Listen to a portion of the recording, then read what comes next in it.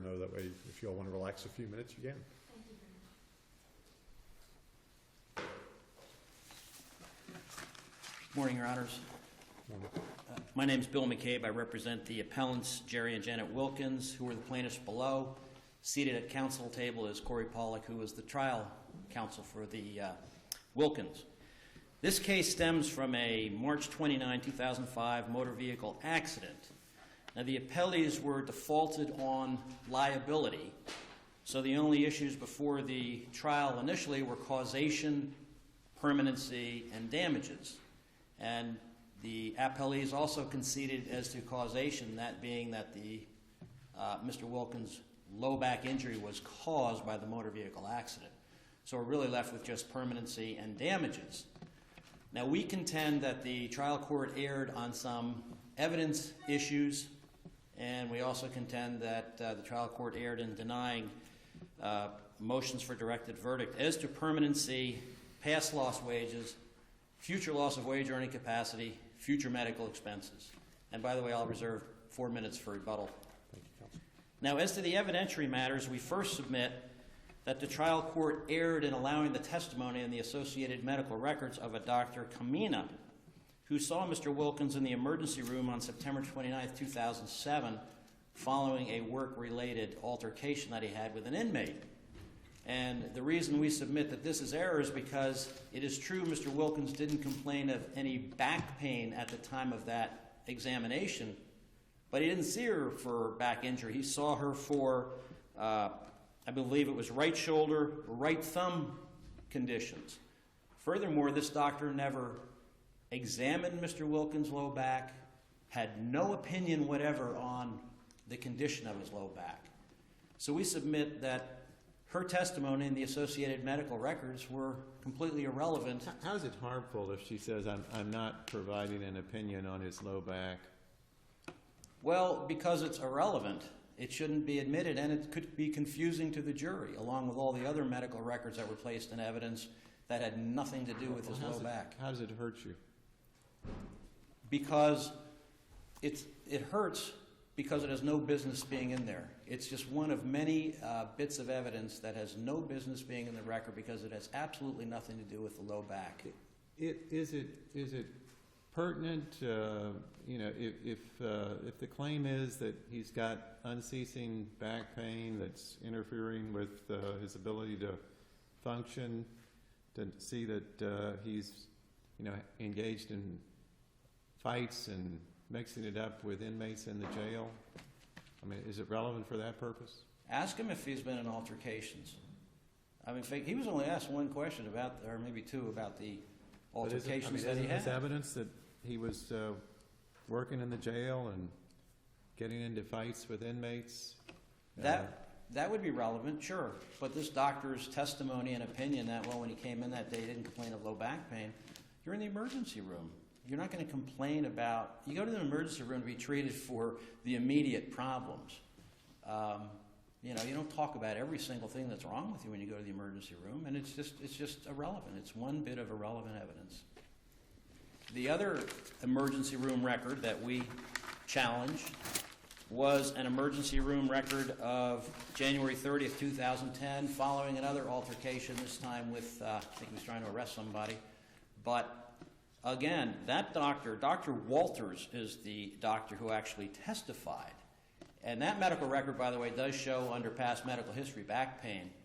But the medical record also shows that they did range of motion tests with the thoracic and lumbar spine, and it didn't reveal anything.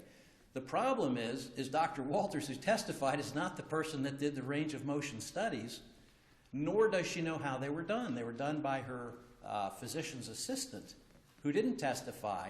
And like I say, Dr. Walters didn't know how the physician's assistant did the range of motion tests. So we have no way of knowing whether the motion tests were done correctly or anything about that. So we submit it was also error for the trial court to allow that testimony in evidence. I also raised under point 5 a whole bunch of other medical records that they put in concerning other physical conditions this gentleman had that have nothing to do with a low back. They put in medical records about his heart condition and Well, again, I mean, if the claim is that he's unable to function because of condition A, isn't it relevant to know that he also had conditions B, C, D, E, F, and G that might have also limited his ability to function? If they had presented medical testimony that tied some of these other medical records in, yes, but they didn't. I mean, there's no medical testimony, for example, that these other conditions affected his ability to earn a living. There's no medical testimony that these conditions are going to shorten his life expectancy. Counsel for Mr. Wilkins called the cardiologist in, and he testified that, yes, initially in 2007, I did have him out of work for his heart condition, but after that, I never did. So there's no medical testimony at all to tie in these other medical records with any issues in the case. So we submit that the judge erred in allowing those in because A, they're irrelevant, and B, if the court thinks that there's any relevancy to them, whatever, then we submit that the prejudicial effect of these records far outweighs any evidentiary value that they would have. Now, the next issues that we raise are we submit that the trial court erred in denying the motion for directed verdict as to permanency. There was only 3 doctors that testified as to the permanency of this gentleman's low back condition. One of them was Dr. Schultz, who's a physiatrist. He was the first physician to treat Mr. Wilkins. He opined he had a 7% permanent impairment. His ultimate diagnosis was lumbar facet syndrome. Now, his medical records were in. There wasn't any testimony for him, but that's what his medical record showed.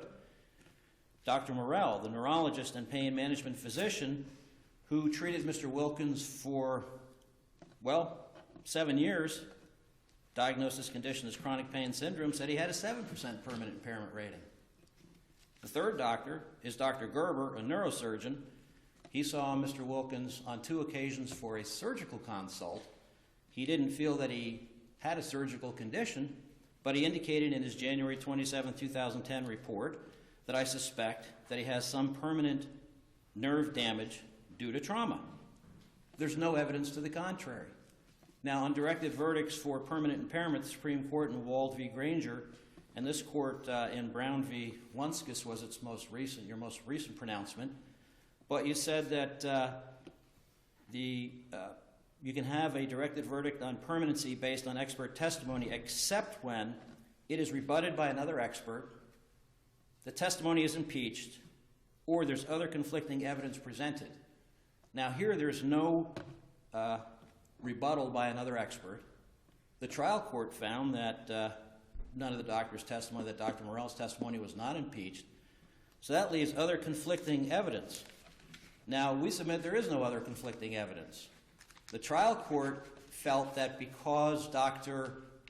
Gerber, the neurosurgeon, didn't find a surgical situation, felt that the MRI appeared normal for this gentleman's age, that combined with the testimony of the 2 emergency room physicians that I just mentioned, Dr. Kamina and Dr. Already forgetting the second one's name, Walters, was this other evidence, I guess. Well, again, the neurosurgeon testified that nerve damage to the pain, nerve fibers, you can't see it on an MRI. And he never retracted his statement that he suspected that this gentleman had a permanent nerve injury. So his evidence is not other evidence. What about all the evidence of the gentleman's activities? I mean, from 2005 to 2011, whatever it was, he was apparently actively engaged as a sheriff's deputy. He passed his agility test every year. He even at some point applied to transfer to be a road deputy. Are those things that the jury could consider in determining whether or not there was any kind of a permanent injury? Well, I would say no. I mean, we're talking about ignoring expert testimony in a case. We're talking about ignoring the expert testimony of 3 physicians. There's no other expert testimony. Just because a man can do other activities doesn't mean he doesn't have a permanent injury. You know, those things that you're talking about might go to the extent of his pain and suffering or something like that. But I would submit that it doesn't go to whether he's got a permanent injury when every doctor says he does. And again, even if Dr. Walters and Dr. Kamina's testimony is in evidence, Dr. Kamina never even looked at his low back and had no opinions about it, and Dr. Walters similarly had no opinion about the condition of his low back. She had no opinion whether the altercation aggravated his low back condition or anything like that. So we submit that the trial court erred in denying the motion for directed verdict on permanency. We also submit the trial court erred in denying Mr. Wilkins' motion for directed verdict on past lost wages and future lost wage earning capacity. Again, the evidence in this case is unrefuted that this gentleman stopped working because of his low back condition. Dr. Morrell testified that he took him off work because of his low back condition. Mr. Wilkins testified he stopped working because of his low back condition. There's no other evidence as to any other reason why this gentleman was taken off work. The judge denied the motion for directed verdict, stating that there could be a reasonable inference made that he stopped working because of other reasons, since he had previous hospitalizations for other conditions. But again, there's no testimony or medical evidence that he had to stop working because of other conditions. It's pure speculation to even infer something like that in this particular case. Now, Dr. Morrell testified, and he did fill out on a state retirement form that this gentleman had a secondary condition, which was the deep vein thrombosis. But he indicated that he would have no opinion as to how that would affect his ability to work, and that he took him off because of his low back condition. So there's no evidence to the contrary on the past lost wages or the future loss of wage earning capacity. Because again, Dr. Morrell says this gentleman cannot work anymore. They had a vocational counselor who came in and said, if the doctor says he can't work anymore, there's nothing I can do about that. And they calculated what his lost wages would be based on his remaining expectancy of his work life and his income. They had an economist come in, and there was no evidence to the contrary on that. Now, we also submit that the trial court erred in denying the plaintiff's motion for a directed verdict as to future medical expenses. She did grant it as to past medical expenses, but not to future medical expenses. And again, the only testimony in this case concerning his future medical expenses relating to this accident is Dr. Morrell, who testified the type of future treatment this gentleman is going to need. And then they had an expert come in and testify as to the cost of these things and what it would be in the future. No testimony to the contrary. Now, the trial court denied this one, stating that there were questions with respect to how long the future is for Mr. Wilkins regarding his physical condition and so on and so forth. Again, there's no testimony from any physician or expert in this case that came in and said, because of his coronary condition, he's going to have a shorter life expectancy or something like that. It's just not there. And then finally, we submit that the trial court erred in denying the plaintiff's motion for a new trial. Now, if you agree with me on it was error that all these other records, which have nothing to do with his low back, got in evidence, that in and of itself is a grounds for a new trial.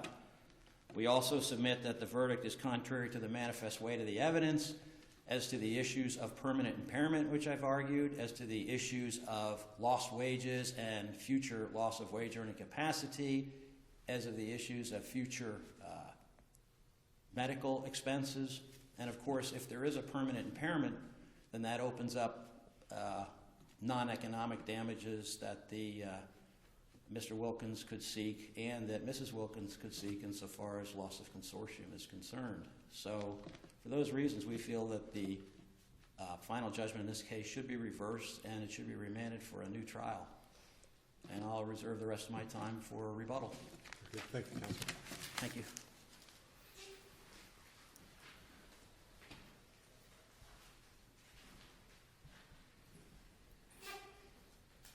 Good morning, may it please the court. My name is Kurt Truitt, and I represent the appellees. Sitting with me is Michael Versnick, his co-counsel at trial level, as well as at the appeal. I will respond to the points made as to the admissibility of the medical records. I believe counsel started to talk about or started and did present as to the 2 emergency room encounters for work-related incidents post this accident, claiming that those records should not be admissible. And the response to that would be is that we feel that they're eminently relevant in that in both situations that he gives a fairly detailed history of his, I would refer generally as his respiratory issues, that the record is clear that we know that he suffered from COPD, from emphysema, that he had a myocardial infarction, that he had a pulmonary embolus, lifetime of smoking, deep vein thrombosis, a green field filter, and on and on and on. Some of that history was provided by Mr. Wilkins during those 2 events. What wasn't provided by Mr. Wilkins was that he was having any problems with his low back. Admittedly, he wasn't in for the primary purpose was a low back exam. However, he sees board certified, or at least in one case, board certified emergency room physician. In the other case, physician's assistant working under the direction of a board certified emergency room physician. And so you have this history. In light of Mr. Wilkins testifying that he had unrelenting, in response to your comment, Judge Wallace, unrelenting back pain that was so bad that he couldn't even drive 50 miles, the same deputy that had applied to be a road deputy but didn't get the position. His wife and his daughter, who were the only witnesses that testified for him outside of the medical profession, saying that he had a difficult time on exertion and walking around and was commonly out of breath. Those records are very admissible because he's giving what his medical problems are in a, should you say it, a non-biased environment. In other words, that these aren't doctors that are there to give him personal injury diagnosis, but to treat his complaints and take his history.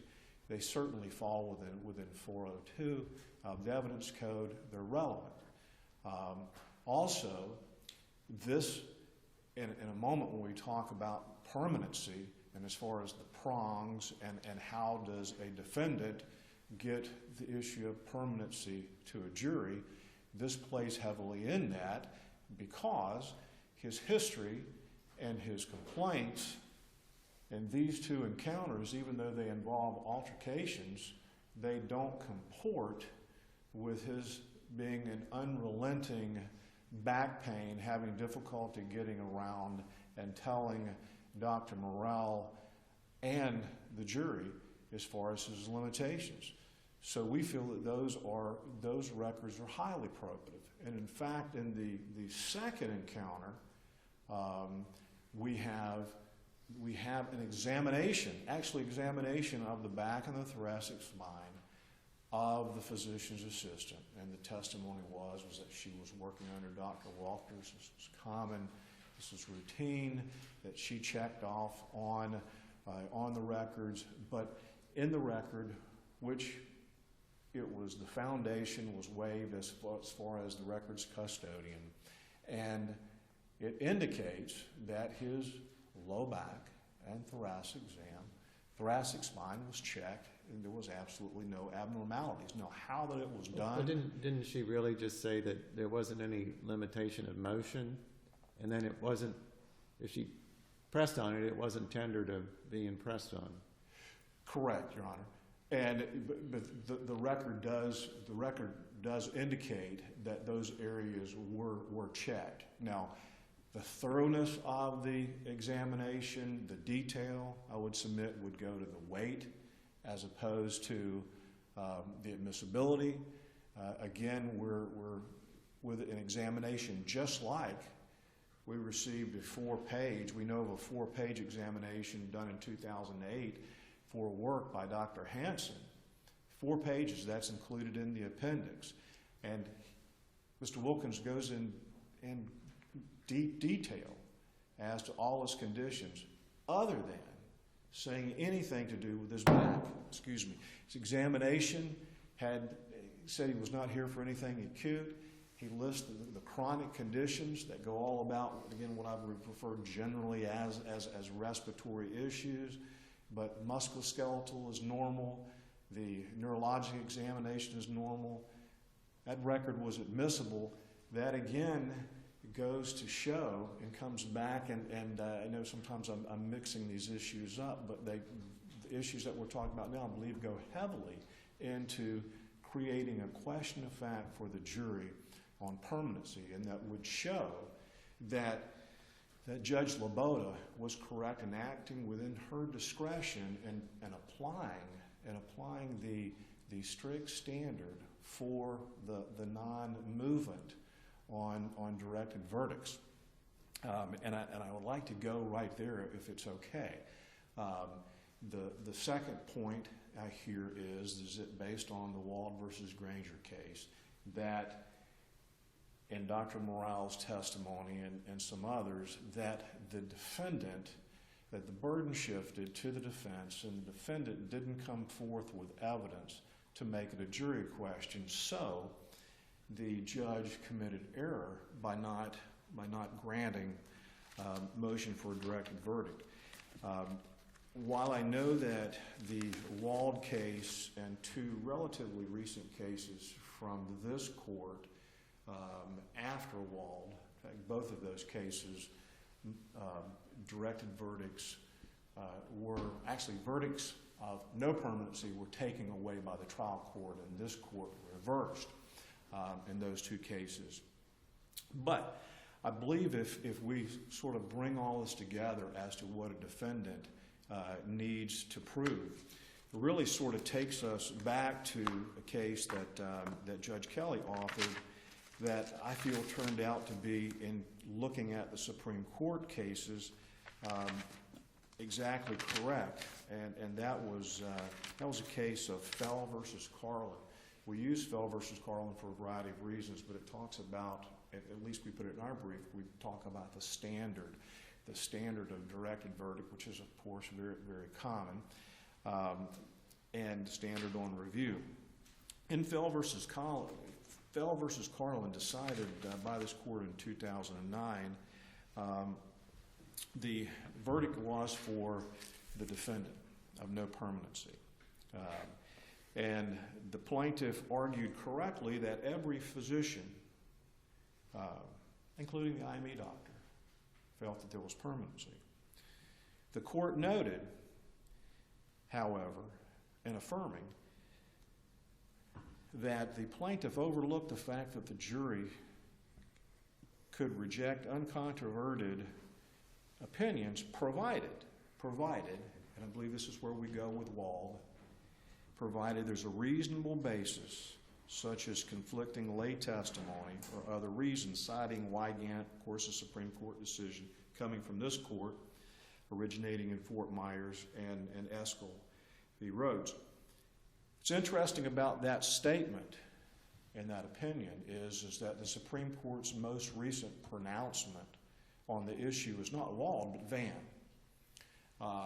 And while Vann gets traction in other areas as far as the standard on new trials and things like that, Vann essentially reaffirms its prior decisions on this whole concept of being able to, can a jury ignore what a medical doctor says?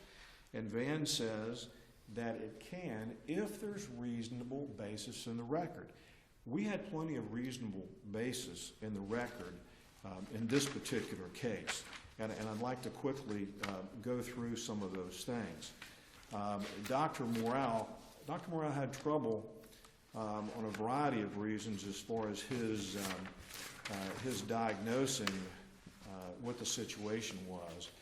But we know that we essentially have a minor accident. He was on the way to the doctor as far as a knee injury. He ends up with Dr. Morale. Dr. Morale says quite a few things as far as his diagnosis.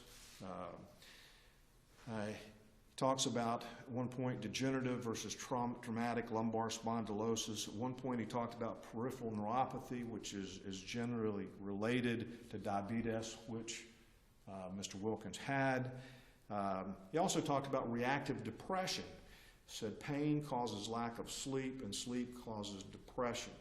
However, later he admitted that he had overlooked that the plaintiff had sleep apnea. Again, another, if we want to talk about in impeachment.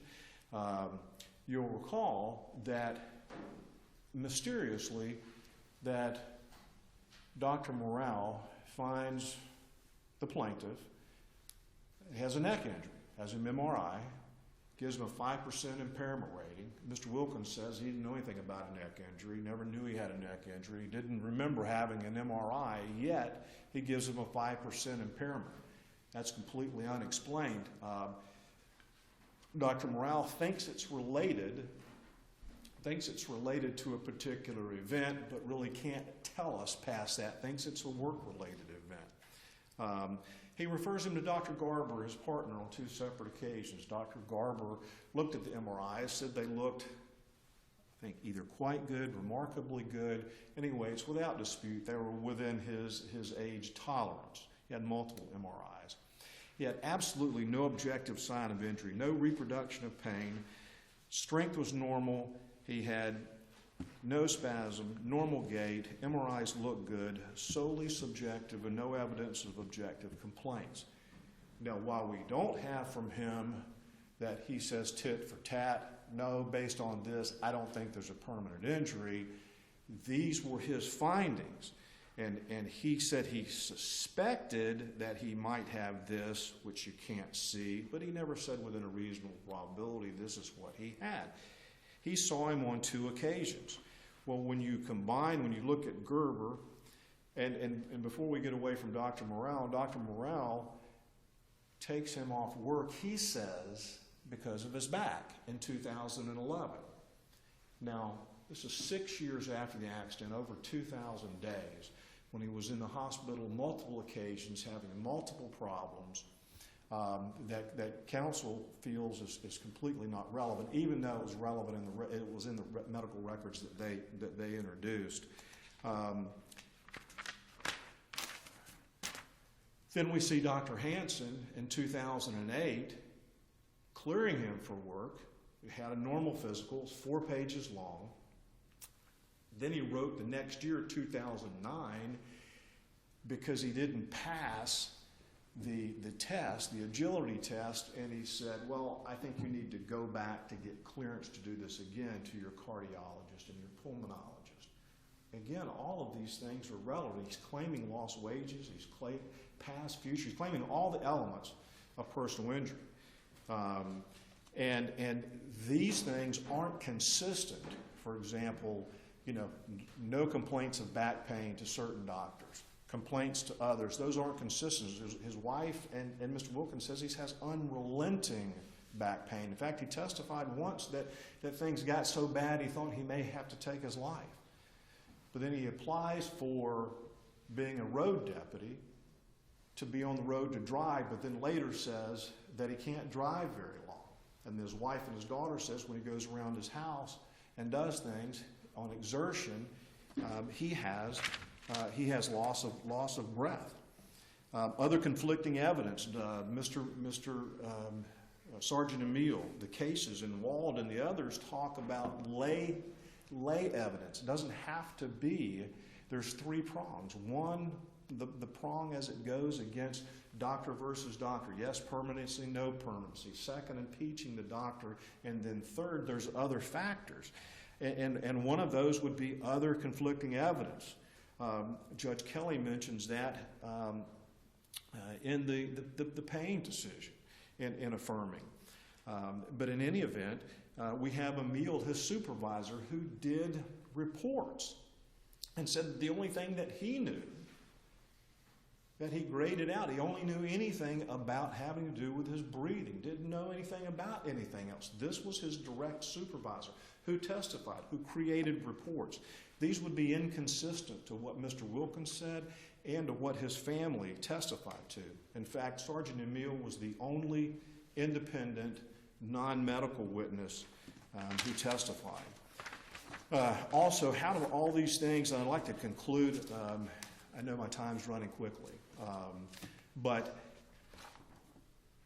counsel has stated that how do all these other non-accident things, and by the way, there was no request for concurrent cause instruction, there was no aggravation instruction, but how do they have to do with this case? Well, common sense certainly tells us that they're relevant. If before he ever claims wage loss from this accident, he has multiple hospitalizations and all these particular issues. But cases tell us, and there's several of them, if you're claiming, for example, just future wage loss or loss of earning capacity, a jury must base its decision in awarding future damages on all relevant factors, including the plaintiff's age, health, habits, occupations, surroundings, and earnings before and after the jury. That was the Pike case. Other cases, Allstate versus Clark, that talks about additional factors. The Rayner case and so on. There's multiple cases that talk about when someone's making a personal injury claim and claiming these elements and future wage loss, that who they are, what their injuries are, what their health is, comes into play. In fact, Mr. Wilkins was still smoking at the time of trial. All of the doctors said that's contraindicated. He also had other physical examinations where his main problems were all these myriad of problems as far as complaining about back. I'd like to conclude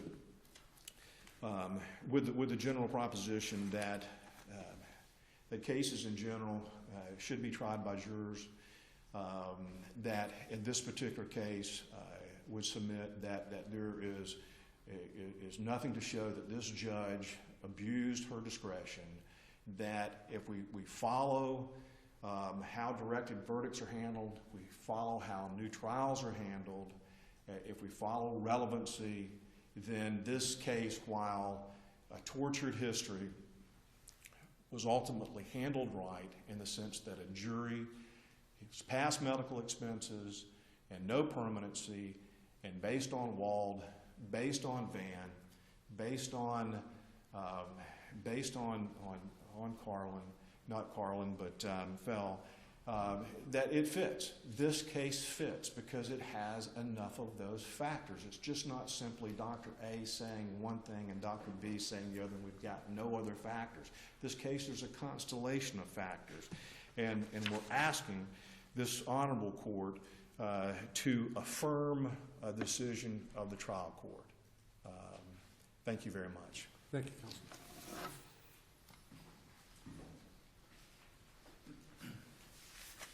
Just briefly, I think we need to keep in mind that the appellees admitted to causation of this man's low back injuries. So we were just on the issue of permanency or damages. Now, the other reasons the trial court gave for denying the motion for directed verdict was Dr. Gerber, Kamina, and Walters. And again, Dr. Gerber said he has permanent nerve damage, and you can't see that on an MRI. So his testimony does not lend support to the fact that this man did not have a permanent injury. Walters and Kamina, like I said, they had no opinion as to the gentleman's low back condition. Now, they talk about he didn't complain about his low back all the time when he went to people. Well, he did complain about it all the time when he had his annual physicals, which are also in the record. So they're just cherry-picking a couple of, one actually, emergency room record where he says he didn't have low back injury when he's in there for his right shoulder and his right thumb. Insofar as future damages are concerned, or actually past lost wages and everything else, despite all of these other conditions, the only evidence in this record is that he was taken off work for his low back. And Dr. Morell, they talk about his testimony, the trial court found he wasn't impeached. So, despite their arguments, he was not impeached. Now, we agree that generally cases should be tried by a jury. But when a jury rejects the only expert testimony presented to them, that's grounds for a reversal. The trial court in this case gave a directed verdict of $64,000 to past medical expenses. So apparently the trial court recognized that despite the fact that maybe he didn't complain about low back pain when he went in to see his right shoulder and right thumb in the emergency room in 2007, he still had a back injury which still needed treatment all the way up through the date of the trial, apparently, for $64,000. It's inconsistent, quite frankly, to award a directed verdict as to past medical expenses and not a directed verdict as to future medical expenses when it's the same testimony from the same doctor. So we would ask this court to reverse the trial court's finding in this particular case and remand this matter back to the trial court for a new trial. Thank you. Thank you, counsel. The final case on the docket is Farrell versus Farrell. We will take about a 10-minute recess and then resume for that case.